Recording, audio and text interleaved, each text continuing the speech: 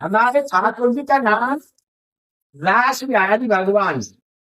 अष्ट सखियों में से चौथे नंबर की सखी चंपकलता की ये विशाखा की उनके पास मास गांव में उसमें सहेली हो गई। चंपकलता की जो सेवा है ना, राधा रानी के लिए किचन की रसोई बनानी, वो वहां से जो मिठाइयां बनती है ना, बर्फी है, पेड़ा है, कलाकंद है इत्यादि की जो वहां से जो मिठाइयां बनती हैं, उनको बनाने में तो ये बहुत ही निपुण है। मिश्री के कड़वे बनते हैं ना, मिश्री के कड़वे भी अच्छी बनाती हैं। राधा रानी के लिए खेलने के लिए मिट्टी के खिलखिलौना भी बनाती हैं।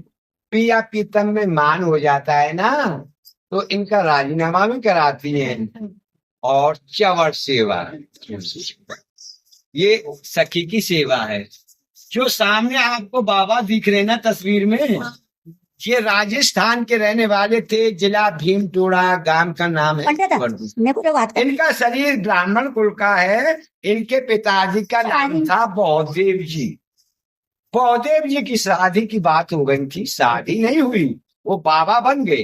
बौदेव जी के पिताजी ने लड़की वालों पर खबर की, हमारा लड़का तो बाबा बन गया है, अपनी लड़की का रिश्ता कहीं अंथा कर दो। 1 साल के बाद में लौट के साधु वेश में साधुओं के साथ वो अपने गांव में आए। तब तक उस लड़की का कहीं रिश्ता नहीं हुआ था। फिर उनके पिताजी ने लड़की वालों पर खबर की, भाई लड़का आ गया है, कुछ हम समझाएंगे, कुछ आप कहना, शायद रिश्ता हो जाए। तो लड़की के परिवार वाले सब आए थे, साथ में लड़की भी आई थी। संतों के बाबाओं के सब पैर छूते हैं। उस लड़के ने बौदेव जी के पैर छुए ना, तो उसको आशीर्वाद दे दिया कि आप पुत्रवती हो। शादी हुई थी, आशीर्वाद दे दिया कि पुत्रवती हो। और आशीर्वाद करेंगे, महाराज आप क्या बोल रहे हैं, समाज में निंदा नहीं होगी, कुआरी के बच्चा पैदा होगा तो बदनामी का काम होगा। बौदेव जी बोले, आपकी जो बच्चा पैदा होगा ना, वो उधर से पैदा नहीं होगा, आपकी हथेली में छाला पड़ेगा, छाले से बच्चा पैदा होगा। जैसे जूता पहनते हैं ना, पड़ जाता है ना, वो फोला पड़ जाता है, तो आपकी हथेली में फोला पड़ेगा, फोले से बच्चा पैदा होगा। हाँ, हथेली में फोला पड़ा, फोला से ये बाबा पैदा हुए। इन बाबाओं का घर का नाम था उद्धव। ये कृष्ण भगवान वाले उद्धव नहीं है, ये कलयुग की बात है। ये उद्धव भी 12 साल के हो गए ना, इन्होंने भी अपना घर छोड़ दिया। वृंदावन में आके निम्बार संप्रदाय के आचार्य से हर व्यास देवाचार्य जी, उनके ये शिष्य बन गए, ये बाबा बन गए।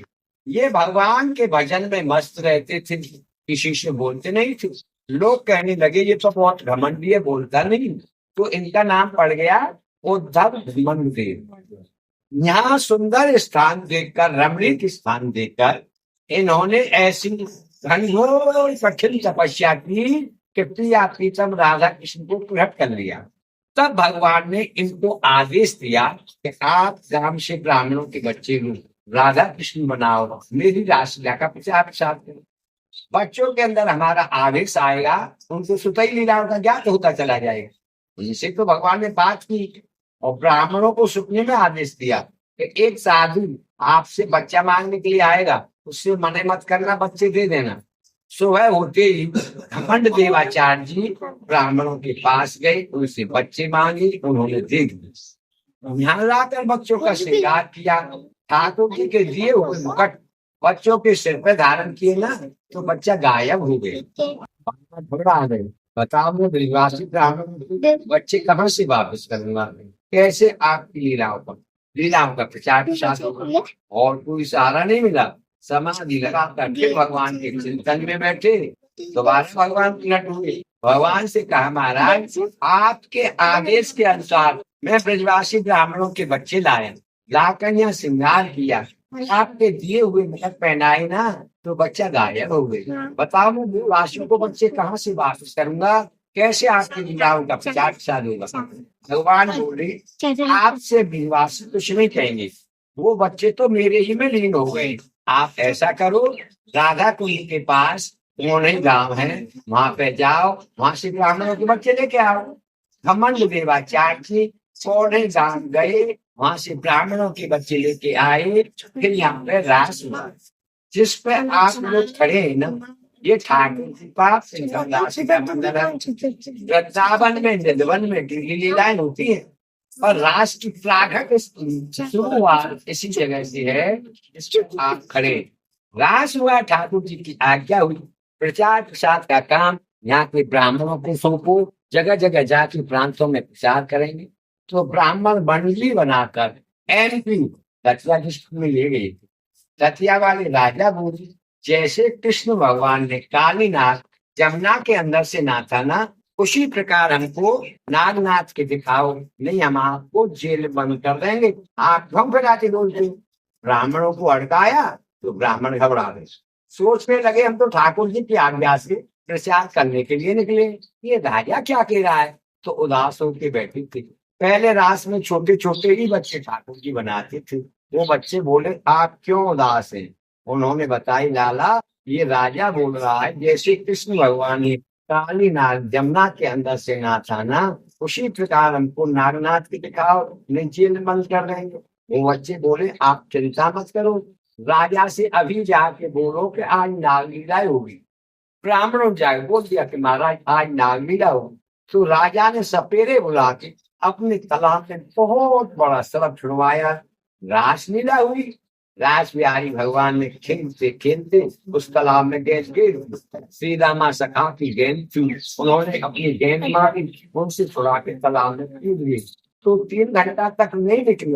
देखने वाली जनता भी रोने लगी, राजा भी रोने लगा, पश्चाताप करने लगा, अरे हड्डर के मैंने बड़ी गलती की, ये तो ब्रह्म हत्या बाल हत्या डबल हत्या हो गई। 3 घंटा के बाद जैसे जमुना जी के अंदर से कालीनाथ को नाच कर भगवान कालीनाथ के ऊपर जमुना जी से बाहर निकले थे ना, उसी प्रकार रास बिहारी भगवान उस सरफ को नाच कर उसके ऊपर तालाब के पानी से बाहर निकले। तो राजा ने खुश होकर अपने जैसे महल से यहाँ पर महल बनवाए और रास बिहारी भगवान के लिए 5.25 किलो का सोने का मुकुट बनवा के भेंट में दिया। वो मुकुट अब भी है, मथुरा लॉकर में जमा है। और तब भारतों लगत की पूर्णिमा आती है, राधाष्टमी के बाद में जो पूर्णिमा आती है ना, उस पूर्णिमा से 8 साल में एक बार उसे पहनकर ही महाराज पूजा होती है। प्रभु जी इस गान का नाम है कहेला। कर मालिक संस्कृत में हाथ से बोलते हैं। एक बार कान हाथ में करके हाँ, हाँ। एक बार कामदेव जी से नारद भगवान की भेंट हो गई। कामदेव जी नारद भगवान से बोलने लगे आप मेरे से युद्ध कीजिए, नहीं कोई उपाय बताइए, मेरी भुजाओं में तिजारत चल रही है, खुद भी चल रही है।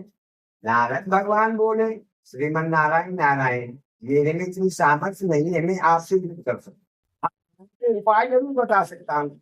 आप वृंदावन धाम जाइए, वहाँ कृष्ण भगवान मिलेंगे, वो आपसे युद्ध कर सकते हैं। तो कामदेव जी वृंदावन में आए, भगवान के लिए दंडवत प्रणाम कुछ नहीं की, सीधे बोलने लगे मैं आपसे युद्ध करने के लिए आया हूँ। भगवान मुस्कुराते हुए बोले भाई कामदेव युद्ध होते हैं 2 प्रकार के, एक होता है किले का, एक होता है मैदान का। आप कौन सा युद्ध करना चाहते हैं, देवी चक्कर में पड़े। किले का कैसा होता है, मैदान का कैसा होता है, आप मेरे को बताइए। भगवान बोले भाई किले का तो ऐसा होता है, मैं किले के अंदर छिप के बैठ जाऊंगा, आप अपने बाण चलाना। क्यों कामदेव जी माया रूपी बाण चलाते थे, ऋषियों की तपस्या बंद किया करते थे, कभी अप्सरा प्रकट कर दी, कभी नाचने गाने वाली प्रकट कर दी, तो ऋतुओं का बंदाप कर दिया। भगवान बोले कामदेव तेरी माया ने मेरे ऊपर प्रभाव डाल दिया ना, तो मैं हार गया। मैदान का ऐसा होता है रात्रि के 12 बजे सर्द पूर्णिमा के दिन मैं 16 सहस्त्र गोपियों के साथ महाराष्ट्र लीला रचूंगा। आप उसमें उनमें गोपी एक से सुंदर आएंगे, उनको देखकर तेरा मन चलायमान हो गया, तू हार गया मैं जीत गया। क्यों कृष्ण भगवान को योगेश्वर कहते। एक बार गोपियों के अंदर शंका हो गई, महाराज आप 16,000 गोपियों में रहते हैं फिर भी योगेश्वर कहलाते हैं। दुर्वासा ऋषि 56 भोग 3600 व्यंजनों को खा गए, वो दुर्वासा कहलाते हैं। हमको तो दोनों की बात छूट लगती है। भगवान बोले आप ऐसा करो, पहले दुर्वासा ऋषि की परीक्षा लो। जो दुर्वासा ऋषि का स्थान है आप लोगों ने देखा होगा, तो वृंदावन में जमुना जी से पल्ली पार है।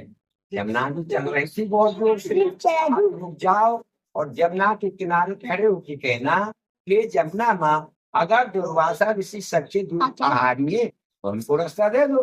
गोपियां गई, गोपियों ने जमुना के किनारे खड़े होकर ऐसे बोला, ये जमुना, अगर दुर्वासा ऋषि सच्चे गुरु आहारी है तो हमको रास्ता दे दो। तो जमुना माँ ने तुरंत ही रास्ता दे दिया। गोपी निकल गए, दुर्वासा ऋषि के दर्शन कर लिए। फिर जमुना ऐसी चल गई, तेजी से बहने लगी, गहरा पानी हो गया। दुर्वासा ऋषि से बोलने लगी, महाराज वहां से निकल के कैसे जाए? दुर्वासा ऋषि बोले, आप पहले कैसे आई थी? पहले तो हमको विष्णु भगवान ने बताया था, आप लोग जाओ और जमुना के किनारे खड़े होकर कहना, हे जमुना माँ, अगर दुर्वासा ऋषि सच्चे तुम आए तो हमको रास्ता दे दो। हमने ऐसे बोला कि जमुना माँ ने रास्ता दे दिया। दुर्वासा ऋषि बोले, अब ऐसे कहना, हे जमुना माँ, अगर कृष्ण सच्चा बाल योगी है, बाल जल्दी है, बाल ब्रह्मचारी है, तो हमको रास्ता दे दो। फिर गोपियों ने ऐसे बोला, तो फिर जमुना माँ ने रास्ता दे दिया। तो दोनों की परीक्षा हो गई, कृष्ण भगवान की भी हो गई, दुर्वासा ऋषि की भी हो गई। उधर कामदेव ने युद्ध तय किया था मैदान में। तो भगवान वृंदावन से इस करेला गांव में आए थे। ये करेला गांव है ना, ये उपवनों में समार है, इससे बादशाह भी कहते हैं। सही बरसाने के सामने गांव है। यहाँ खड़े होके प्यारे श्याम सुंदर ने राधा रानी को बुलाने के लिए ऐसे अपनी कलाई हिलाई और हीला मारा, तो गांव का नाम पड़ गया કર એટલે હાથ અને એને આમ હલાયું એટલે કરહલા નામ પડી ગયું ગામનું। जैसे हिंदी में किसी को बुलाते हैं ना तो आवाज देना बोलते हैं, तो और हिंदी भाषा में कैसे हिला। हाँ, तो किशोरी जो इधर आई उनसे बोलने लगे, ये किशोरी जो आपकी कृपा से मैंने जिन गोवर्धन पर्वत को उठाया था, कुछ माखन का बल बढ़ा, कुछ गोपन करी सहाय, राधे जी की कृपा से ये गोवर्धन जो उठाए। अब मेरे को कामदेव से युद्ध करना है, आप ऐसी कृपा कीजिए जिससे मैं उसमें विजय पा सकूं। राधा रानी ने पहले तो प्यारे श्याम सुंदर की कलाई में विजय का कंगन बांधा, आप विजय प्राप्त कराओ। फिर कहा, हे प्यारे श्याम सुंदर, आप कोटान कोट कामदेव के मत को चुन करने वाले हैं, पर फिर भी मैं अपनी रूप माधुरी आपके अंदर प्रवेश करती हूँ। आपके रूप को ही देखकर कामदेव मूर्छित हो जाए। महाराज विदा हुई, कामदेव जी आए, भगवान के रूप को ही देखकर वो मूर्छित हो गए।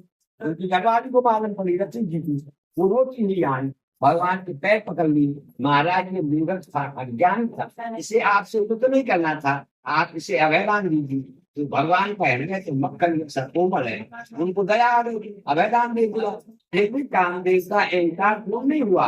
बोले, बाबा भगवान के भजन में मस्त थे, तपस्या में लीन थे, जाओ तपस्या में ढंग डाला।